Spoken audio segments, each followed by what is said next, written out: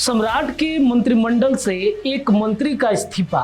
जी जनाब, ये सुनकर आप चौंक गए होंगे, लेकिन क्या करें जनाब, ये बिहार की राजनीति है। यहाँ कुछ भी स्थिर नहीं रहता। जब जब आपको लगता है कि आपने बिहार की राजनीति को समझ लिया, ठीक उसी वक्त बिहार ऐसा झटका देता है कि सारी समझदारी धरी की धरी रह जाती है। यहाँ क्या क्या नहीं बदलता, सत्ता बदल जाती है, समीकरण बदल जाते हैं, मंत्री दिल्ली की फ्लाइट पकड़ कर जाते हैं और कई बार दिल्ली से लौटते लौटते सरकार का पूरा गणित ही बदल चुका होता है। लेकिन इस बार मामला थोड़ा अलग है। इस बार कहानी किसी सरकार गिरने या बनने की नहीं है, बल्कि ऐसे मंत्री की है जो पिछले करीब 6 महीने से बिना विधायक, बिना विधान पार्षद का सदस्य बने मंत्री पद संभाल रहे हैं। अब सुप्रीम कोर्ट ने इस पर सवाल पूछा और अब देश की सबसे बड़ी अदालत सवाल पूछती है कि सरकारों को जवाब देना ही पड़ता है। अब हालात ऐसे बने हैं कि एनडीए को अपने ही एक एमएलसी की कुर्बानी देनी पड़ रही है। यानी जो एमएलसी पहले से विधान परिषद के सदस्य हैं, उनसे इस्तीफा दिलवाया जाएगा ताकि उनकी खाली हुई सीट पर उस मंत्री को विधान परिषद भेजा जा सके, जिनकी सदस्यता को लेकर सुप्रीम कोर्ट में सवाल उठ चुके हैं। अब जरा सोचिए, जिस एमएलसी से इस्तीफा लिया जा रहा होगा, उसने भी कभी ना कभी मंत्री बनने का सपना देखा होगा, लेकिन अब उसका पद खाली होगा और उसी सीट पर कोई दूसरा मंत्री, मतलब दूसरा जो व्यक्ति है, वो जाएगा और मंत्री बनकर निकलेगा। यही है बिहार की राजनीति, जहां कुर्सी बचाने के लिए कुर्सियां खाली करनी पड़ती है। अब आइए जरा पूरी कहानी को समझते हैं। ये बात है साल 2025 में, जब नीतीश कुमार अपनी नई सरकार का शपथ ग्रहण कर रहे थे। तभी एक युवा चेहरा शर्ट पैंट पहनकर मंत्री पद की शपथ लेने आगे बढ़ा। मीडिया की नजर उस चेहरे पर पड़ी। आम लोगों ने भी सवाल उठाना शुरू कर दिया, कौन है ये लड़का? ना विधायक है, ना विधान परिषद के सदस्य हैं, हमने तो इसे चुना भी नहीं है, फिर ये कैसे मंत्री बन गए? वो चेहरा था उपेंद्र कुशवाहा के बेटे दीपक प्रकाश का। शपथ के बाद राजनीति गलियारे में चर्चा शुरू हो गई।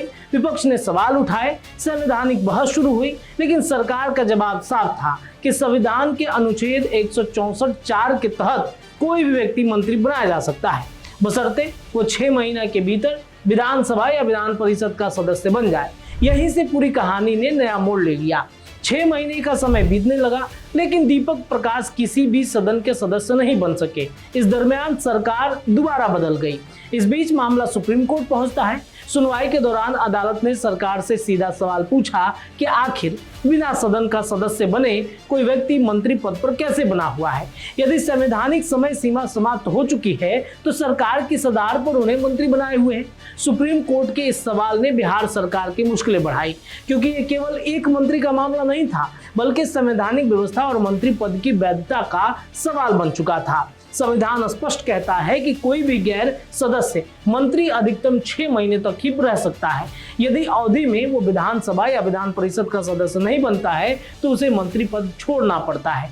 यही वो कानूनी बिंदु है जिस पर सुप्रीम कोर्ट ने सरकार से जवाब मांगा। अब सरकार के सामने 2 ही रास्ते थे। पहला, मंत्री दीपक प्रकाश का पद ले लेना, यानी उनका इस्तीफा लेना। दूसरा, उन्हें जल्द से जल्द विधान परिषद का सदस्य बनाया जाए, क्योंकि बिहार विधानसभा का चुनाव तो हो नहीं रहा है। तो ऐसे में अब जो खबर आ रही है कि सूत्रों के मुताबिक भाजपा विधान पार्षद देवेश कुमार अपने पद से इस्तीफा देंगे। उनके इस्तीफे से विधान परिषद की सीट खाली होगी और उसी सीट पे दीपक प्रकाश को निर्वाचित कराया जाएगा। जैसे ही विधान परिषद के सदस्य बनेंगे, मंत्री पद पर बने रहने का उनका रास्ता पूरी तरह साफ हो जाएगा। यानी सुप्रीम कोर्ट में चल रही सुनवाई के बीच एनडीए ने राजनीतिक और संवैधानिक दोनों संकट का समाधान निकालने की कोशिश शुरू कर दी है। लेकिन इस पूरे घटनाक्रम ने कई बड़े सवाल खड़े किए। क्या किसी पहले से निर्वाचित एमएलसी का इस्तीफा सिर्फ इसलिए लिया जाना चाहिए ताकि एक मंत्री की कुर्सी बचाई जा सके? क्या यह राजनीति मजबूरी है या संवैधानिक व्यवस्था का सम्मान? सबसे बड़ा सवाल, अगर सुप्रीम कोर्ट ने यह प्रश्न नहीं उठाया होता तो क्या यह प्रक्रिया इतनी तेजी से आगे बढ़ती? राजनीति जानकारों का मानना है कि सुप्रीम कोर्ट की सख्त टिप्पणी के बाद ही सरकार ने तेजी दिखाई, क्योंकि यदि समय रहते सदस्यता सुनिश्चित नहीं होती तो मंत्री पद पर बने रहना संवैधानिक विवाद का विषय बन सकता था। अब सबकी निगाहें 2 चीज पर है। पहली, क्या देवेश कुमार वास्तव में इस्तीफा देंगे, और दूसरी, कितनी जल्दी दीपक प्रकाश विधान परिषद पहुंचते हैं। फिलहाल इतना तो तय है कि बिहार की राजनीति में एक बार फिर से वही हुआ जिसके लिए ये जाना जाता है। यहाँ हर दिन नया समीकरण बनता है, हर सप्ताह नई चर्चा होती है और हर महीने राजनीति ऐसा मोड़ लेती है जिसकी कल्पना भी मुश्किल होती है। अब देखना यह है कि सुप्रीम कोर्ट की अगली सुनवाई में सरकार क्या जवाब देती है। क्या दीपक प्रकाश की सदस्यता समय रहते पूरी हो जाती है या फिर इस पूरे मामले में कोई नया राजनीतिक मोड़ आएगा? आगे की अपडेट हम आपको देंगे। फिलहाल के लिए इतना ही। जुड़े रहिए बिहार न्यूज टुडे के साथ। बहुत बहुत धन्यवाद। वीडियो पसंद आए तो इसे लाइक और ज्यादा से ज्यादा शेयर करें। हमारे चैनल को सब्सक्राइब करना न भूलें ताकि आपको हर जरूरी खबर सबसे पहले मिल सके। अगर आप किसी खास विषय या मुद्दे पर वीडियो देखना चाहते हैं तो कमेंट करके जरूर बताएं। आपकी राय हमारे लिए बेहद अहम है।